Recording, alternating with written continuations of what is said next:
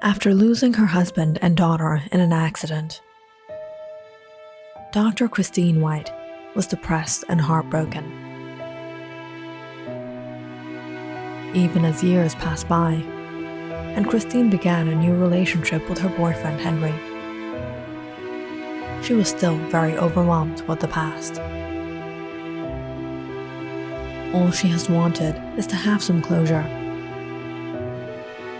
And it is finally when she meets a mysterious priest at an old church. Christine is imbued with new hope of communicating with her late family. But there is a barrier. They will not speak with her as long as Christine is with another man in her life.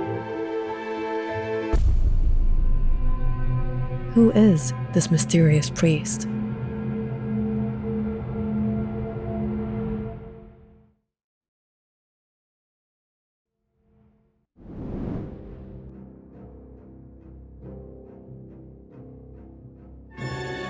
"1902?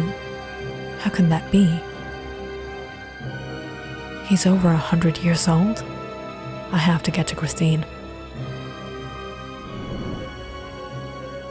It was almost dawn when Henry returned to the house. He hurried to find Christine. "Christine!" Walking into their room, he found her sitting by the window. "Christine, you have to see something." "You? What are you doing here?" "Listen, we can talk this out later. You have to see this. Priest Lecter, he's not what he seems." "What about Lecter? He passed away last night." "What? He has passed away?" Henry froze in shock as Christine got up and stared at him. "And I no longer identify myself with that name. Call me Rebecca." Rebecca? Before Priest Lecter. This church used to belong to Mother Rebecca. Staring into her eyes, Henry was shocked. It was as if he could not recognize his Christine anymore. The way she looked at him, the way she spoke with him, something wasn't right about her. "You may leave now." "I'll go." Henry simply left Christine be that night. He couldn't understand what had gotten into her. Who is Rebecca?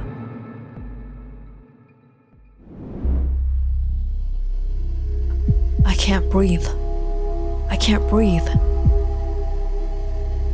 "Just a little more patience. This pain will soon be gone." "Really?" "Yes, the real pain will begin." "What?" "Your husband doesn't know the son he has been raising his whole life is not his, does he?"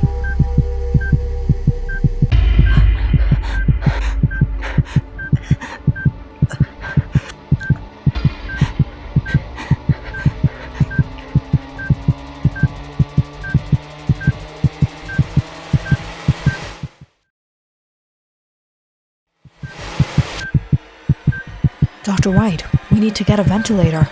I'll call the team."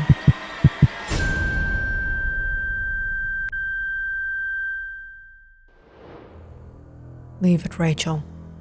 It's over. This is the 4th death this week. Death is part of life. Learn to embrace it." Staring at Dr. White simply leave the room, Rachel was surprised. Dr. White was so cold.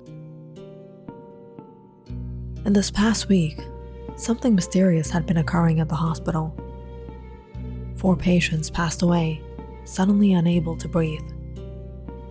They had no symptoms prior to the attack, and doctors haven't been able to figure out what could have triggered it. Everyone at the hospital has been distressed.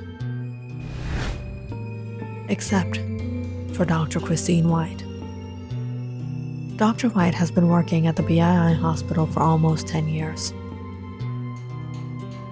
Everyone has known her as one of the most caring and compassionate doctors. But recently, she has been so quiet, so cold, and sometimes it seemed as if she were heartless. What has happened with her?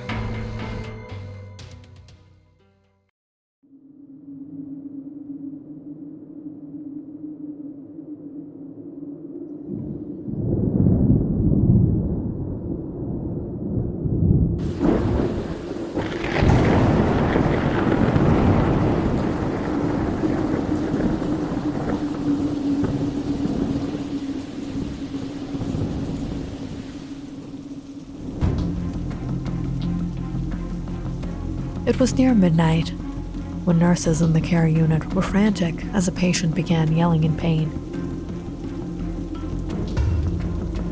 "Call a doctor. I can't take the pain. I can't take it."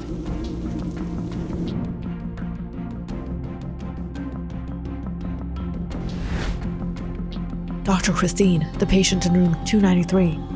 He's having complications." "I'll be there." Christine was about to take leave from duty, but instead made her way to the patient room. As she entered, she found the patient yelling in pain. "No, it can't be. The devil! The devil!"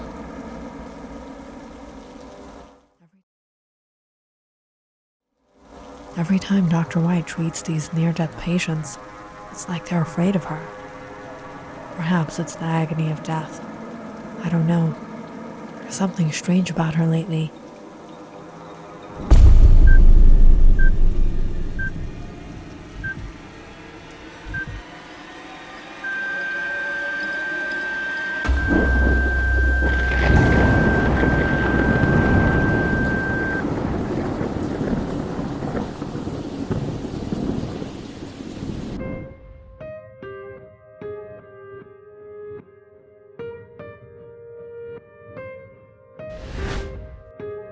For the past week, Henry has been trying to find information on Mother Rebecca and the church, but so far, he hasn't been able to find a single piece of information.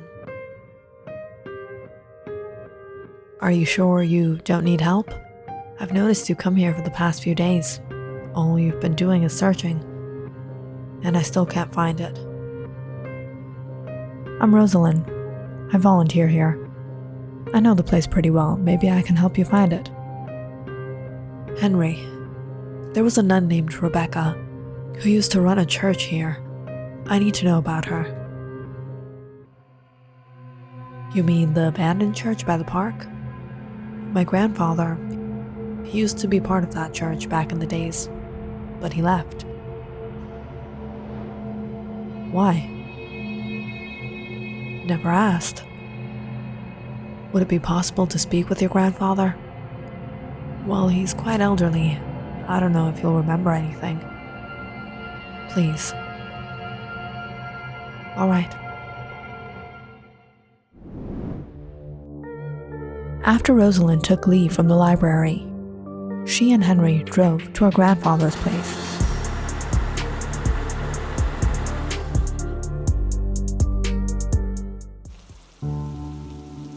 "Grandad, I've brought someone who wants to speak with you." "Who is it, dear?" "Hello, sir. My name is Henry. I live nearby. I've heard you were once part of the old church by the park.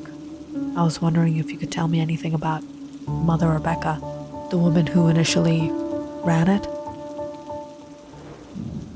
Hearing the name, the old man stared at Henry. "Grandad, is everything okay?" "I was a young boy back then. I remember her. They used to say a lot of things about her.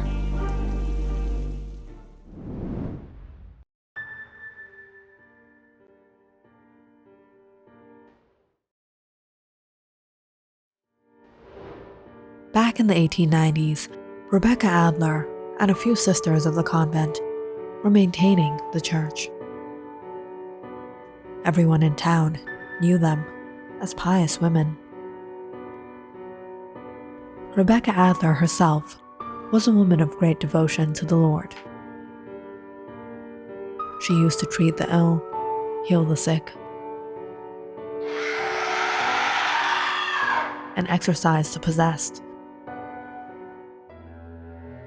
But there was a secret of hers that no one knew.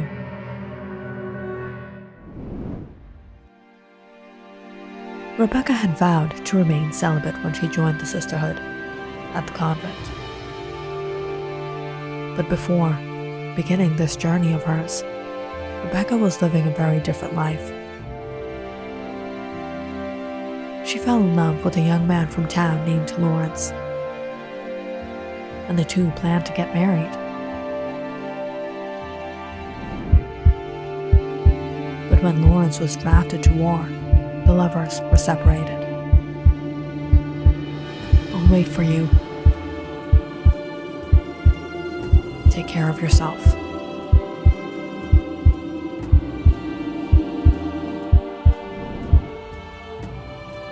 When years passed by and Lawrence didn't return, Rebecca was distraught.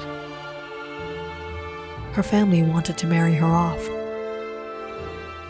but Rebecca was faithful to her love. So she decided to join the sisterhood and vowed to remain celibate.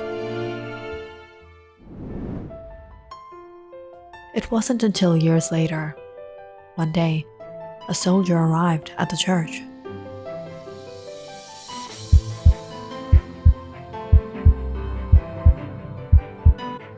Rebecca was shocked to see her Lawrence again.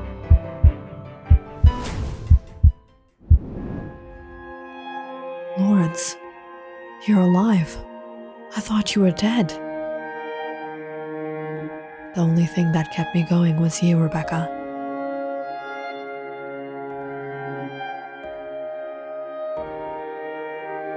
That night, the lovers reunited.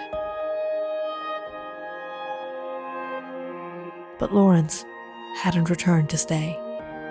He left for war once again, and that was the last time Rebecca saw him.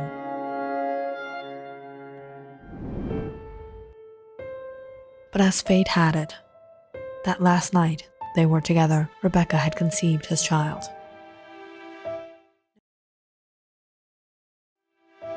Knowing her reputation would be tarnished if this pregnancy became known to the people, with the excuse of missionary work, Rebecca took leave from the convent and went out of town till the birth of the child. When the child was born, Rebecca anonymously bestowed him upon a well-respected family.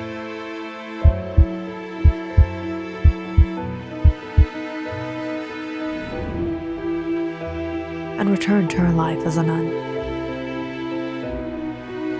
And time to time, she kept on inquiring about the well-being of the boy. Years passed on, and she watched her son grow up. No one knew why she visited the Edwins so frequently, or why she was so fond of their son, and Rebecca wished to keep things that way. But nothing remains a secret from the Lord, nor from his adversary.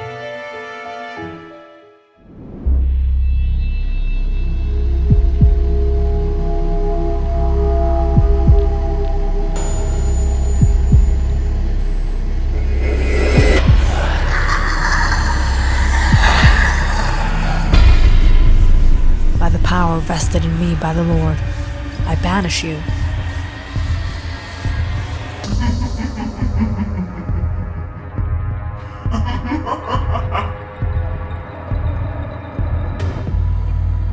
Reverend Mother Rebecca, how long will you keep up this act?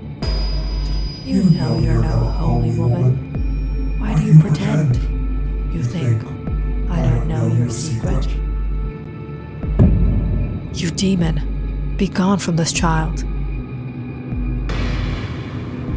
see the fear in you. I see it in your eyes. Why don't you tell everyone what you're hiding? There is nothing I have to hide. The Lord knows us all. Really? Do they know how you defiled yourself? How you bore a child? What did you do with that child, Rebecca? Leave. Leave from her body, you wicked demon. You want me to leave her body? All right, I will. I know where to go now.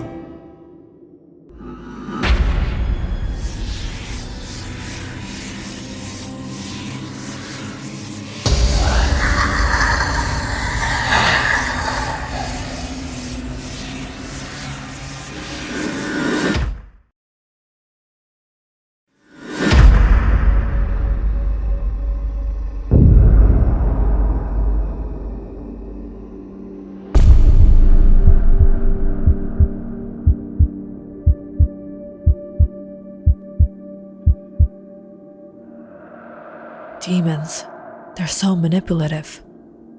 It was trying to malign Mother Rebecca, wretched liar. Oh Lord, protect us from these evil spirits. That day, no one had believed the demon. But Rebecca knew what it had threatened her, and she was afraid. After that experience, Rebecca began living in fear. What if people find out the truth? I have to stay away from him. Rebecca avoided visiting the Edwins and kept herself away from her son.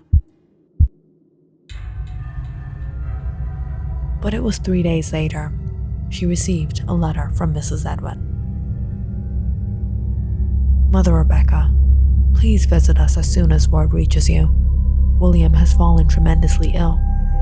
It's been 3 days, and the boy has been suffering from high fever. Reading the letter, Rebecca was distraught. She realized, ever since she exorcised a young woman, her son had suddenly fallen ill.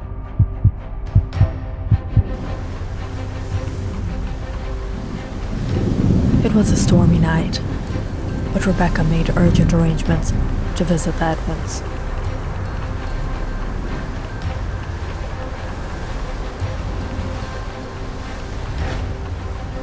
Reaching the house, she desperately knocked on the door.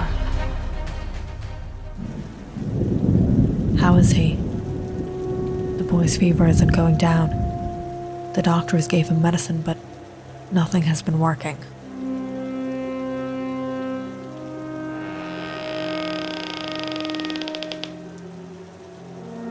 Stepping into the boy's room, Rebecca held in the tears, seeing her son lay on the bed. Will you please allow me some privacy so I can pray for him? Yes, Mother.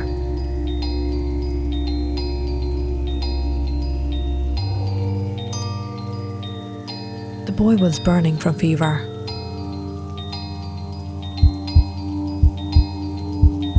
My child, everything will be fine.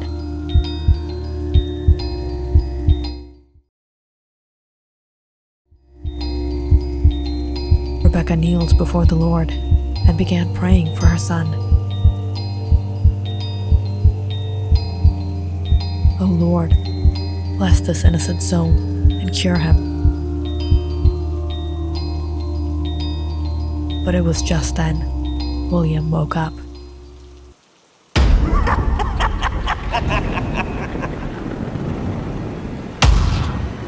Remember me, Rebecca?